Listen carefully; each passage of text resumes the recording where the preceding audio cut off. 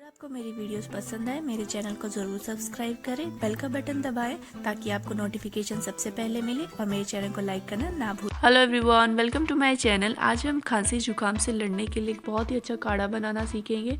इसे बनाने के लिए सबसे पहले हम ले लेंगे 2 कप के करीब पानी, साथ में 2 इसमें हम डालेंगे क्लोव मतलब लौंग, 1 इंच के करीब मैंने यहाँ पे लिया है दालचीनी का टुकड़ा, हाफ टी स्पून अजवाइन, 1 टीस्पून मैं ले रही हूँ जीरा, 1 टीस्पून मैं लूँगी यहाँ पे मीठी सौंफ, साथ में 1/4 चम्मच काली मिर्च पाउडर, 1 टीस्पून चाय और 1 पिंच के करीब हल्दी, 1/4 चम्मच मैं यहाँ पे नमक डाल लूँगी। साथ में मैंने लिया है 1 टीस्पून जिंजर, इसे मैंने अच्छे तरीके से कूटा हुआ है।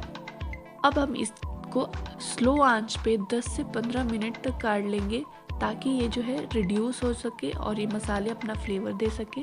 तो इसे 10 मिनट हो चुके हैं पकते हुए और आप देख सकते हैं कि ये थोड़ा सा गाढ़ा हो चुका है, पानी थोड़ा सा कम हो गया है। तो अब हम गैस को एक बार बॉईल आने के बाद बंद कर देंगे।